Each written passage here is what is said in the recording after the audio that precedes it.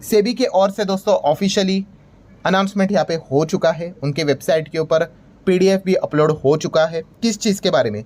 Future and options के बारे में।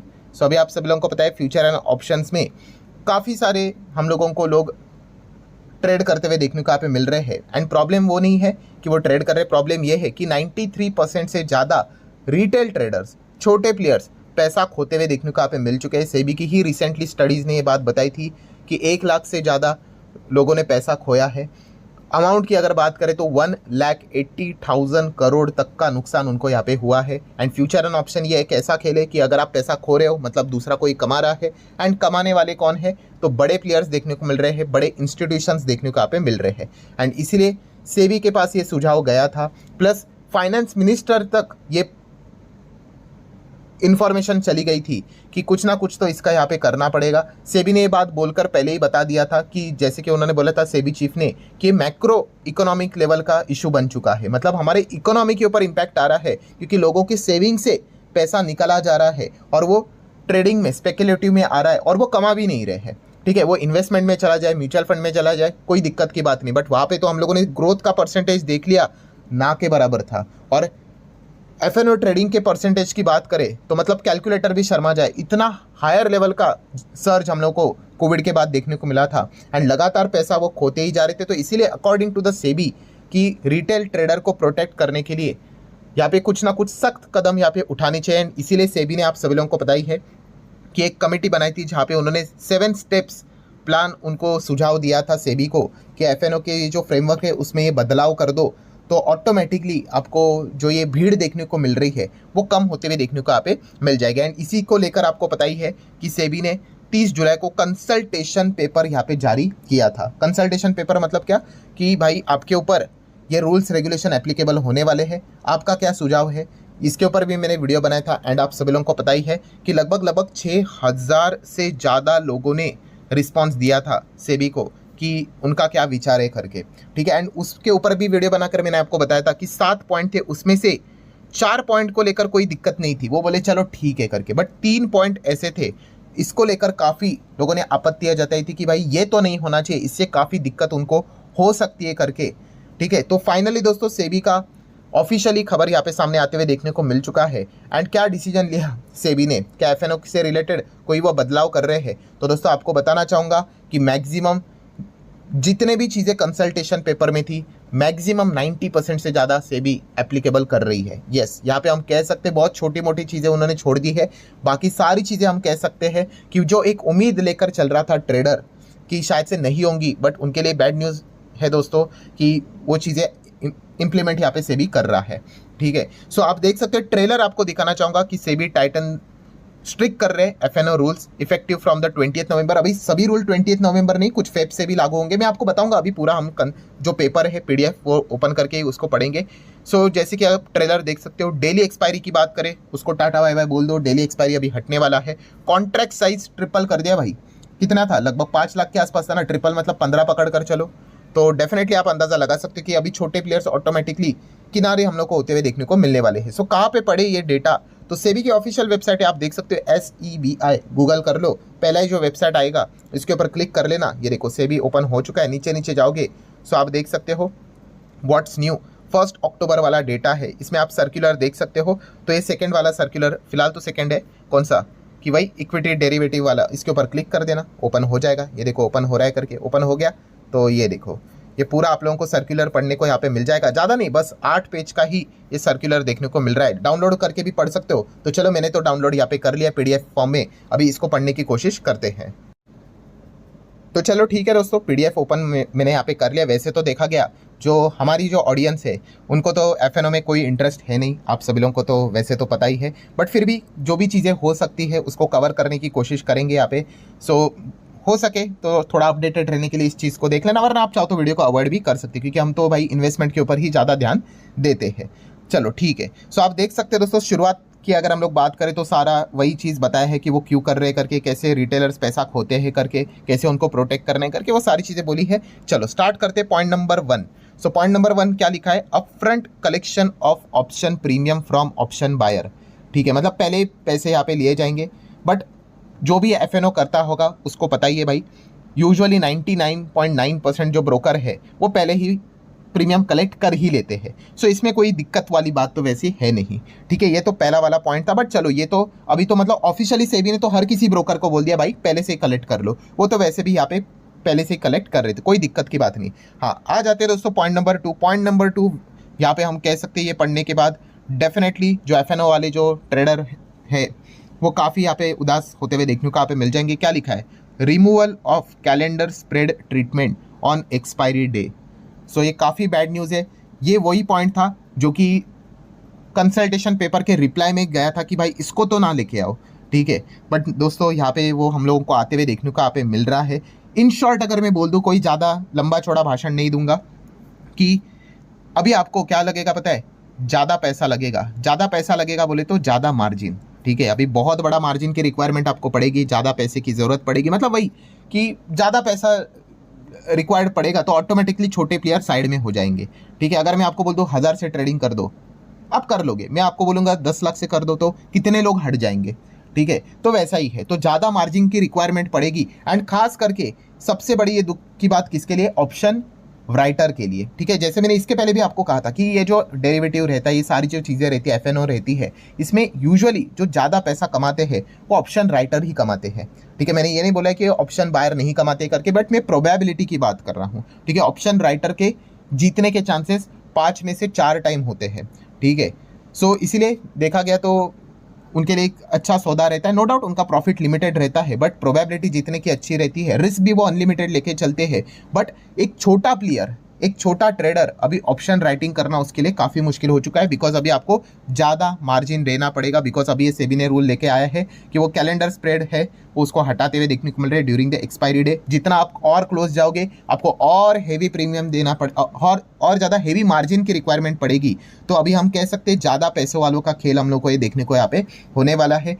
धीमे धीमे करके छोटे प्लेयर्स किनारे होते हुए देखने को मिल जाएंगे। तो सेकंड पॉइंट ये हम कह सकते हैं काफ़ी बड़ा झटका वाला पॉइंट है छोटे प्लेयर्स के लिए। ऑप्शन राइटिंग के सपने अभी उनके काफ़ी कम होते हुए देखने को यहाँ पे मिलने वाले हैं। अगर करना है तो बड़ा पैसा लेके आओ, उसी के बाद कर सकते हो। नेक्स्ट अगर हम लोग यहाँ पे बात करेंगे दोस्तों तो intraday monitoring of position limit.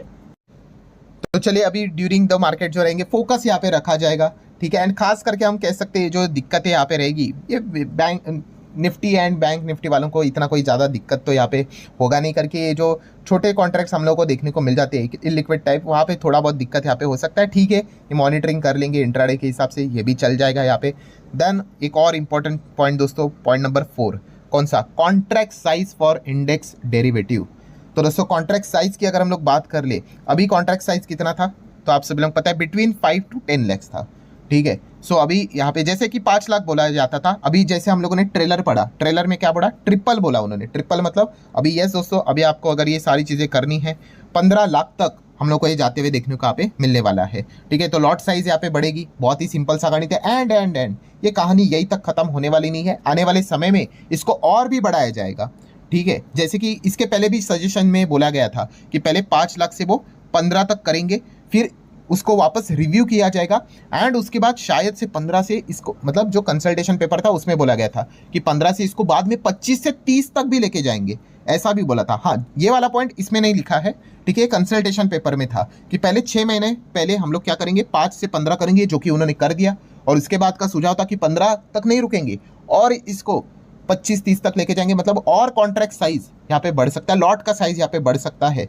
तो ये हम लोग को देखने को मिलने वाला है, मतलब वापस छोटे प्लेयर को डेफिनेटली दिक्कत होगी। अगेन सेम चीज़ कि आपको पैसे की ज़्यादा रिक्वायरमेंट यहाँ पे पड़ेगी। पूरा खेल वही करके रखा है कि ज़्यादा पैसा चाहिए तभी जाके आप अभी यहाँ पे इस प्रकार की चीज़ों में पार्टिसिपेट यहाँ पे कर पाओगे, ठीक है। देन अगर हम लोग यहाँ पे आगे बढ़ेंगे दोस्तों, सो दोस्तों नेक्स्ट है पॉइंट नंबर 5, आप देख सकते हैं rationalisation of weekly index derivative product. ये एक और चीज़ है दोस्तों, इससे काफ़ी फर्क पड़ेगा, ठीक है। मतलब इसका अर्थ क्या है? पहले तो देखो एकदम पुराने ज़माने में एकदम पहले क्या हुआ करता था, एक ही वो गुरुवार के दिन एक्सपायरी हुआ करती थी, ठीक है। उसके बाद आपको पता है फिर बुधवार के दिन एक्सपायरी आने लग गए, जितने नए नए कॉन्ट्रैक्ट आ गए नए नए एक्सपायरी खुलने स्टार्ट हो गए, ठीक है। फिर उसके बाद फिर निफ्टी का हम लोगों को एक और आते हुए देखने को मिल गया, मिड कैप से रिलेटेड एक और चीज़ हम लोग को देखने को मिल गई।